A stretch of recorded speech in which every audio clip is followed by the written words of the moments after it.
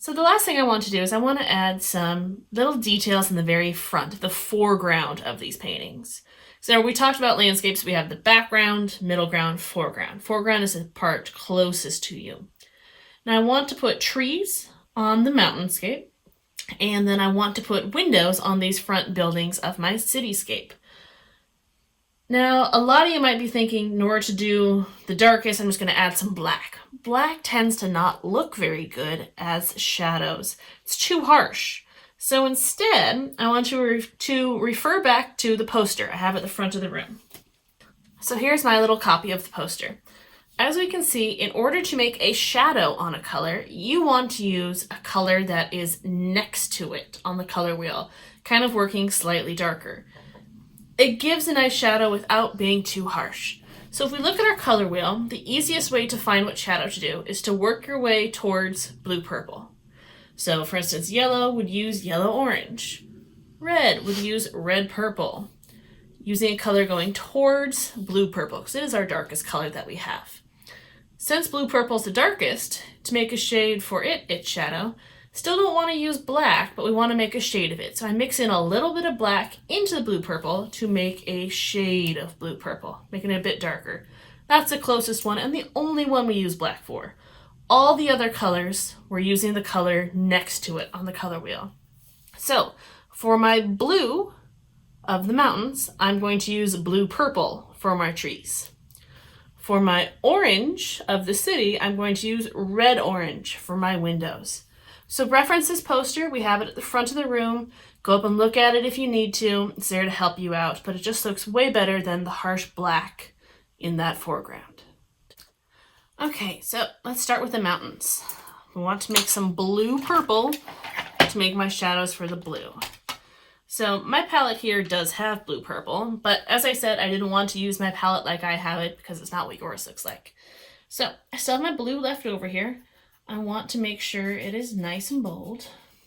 So I swirled a lot of color. I've also switched to the smallest paintbrush. We want to use this small paintbrush for all the little details. It's just a very small round.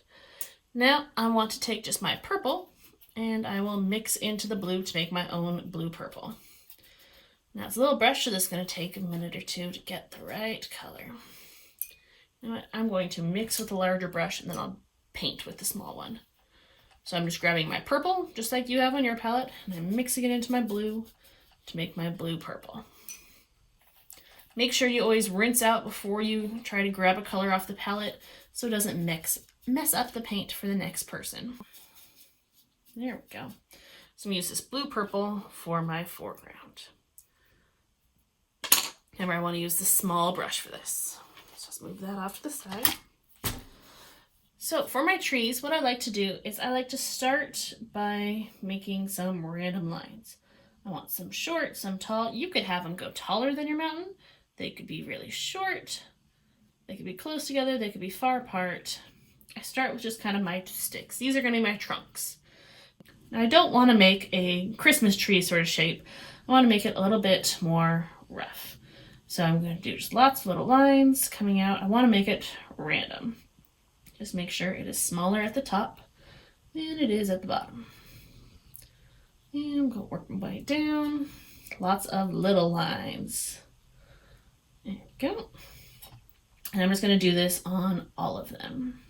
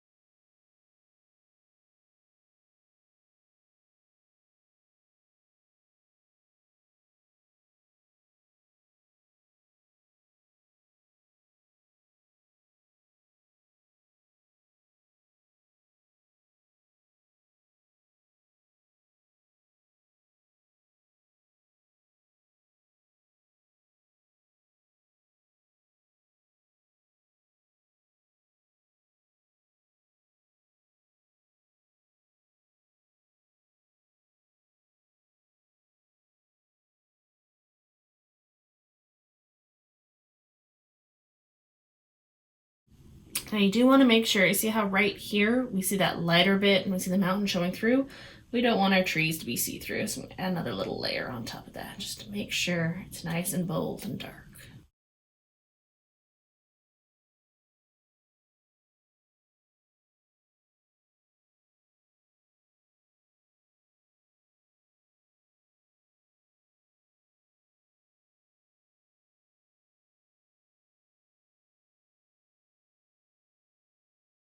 Now, for the city.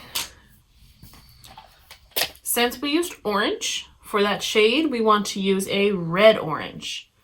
So, to make that, I'm going to take my palette. I'm going to use my bigger brush just for mixing. My orange kind of ran out, so I need to make another little pile of it. So I need to swirl, swirl, swirl.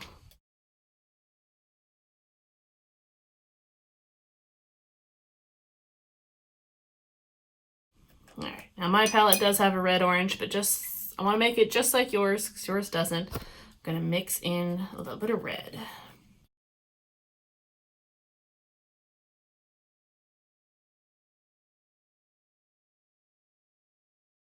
So for the city, you might want to look at some of those pictures.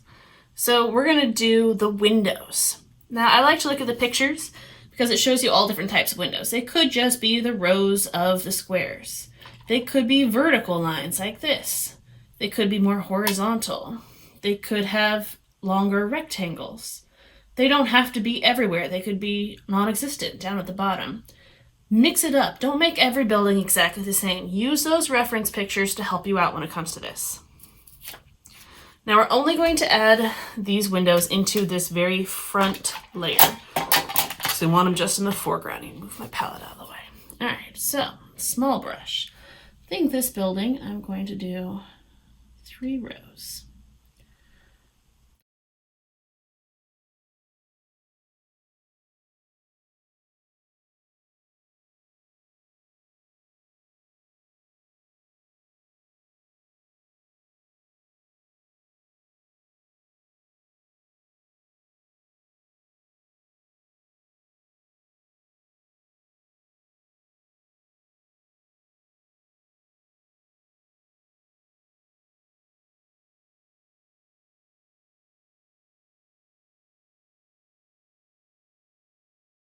There we go.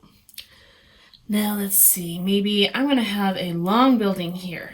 So I'm going to create long, thin rectangles, giving this illusion of a shorter building in front. So it's like here, and then it's going to go down. So I'm going to create.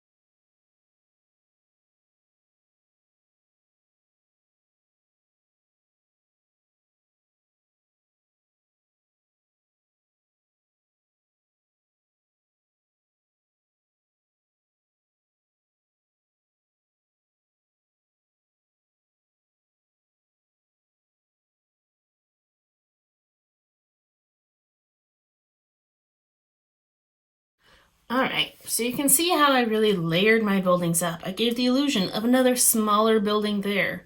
I made this one extend out the 2 layers. Make this one a different building. Each one's a little bit different. Now this is kind of abstract. We don't want to do all the little details, just to get little bits of details onto this cityscape. Remember to always rinse out your brushes when you are done. Now before I try to take the tape off, I'd like to let it dry all the way. But other than that, your landscape is finished.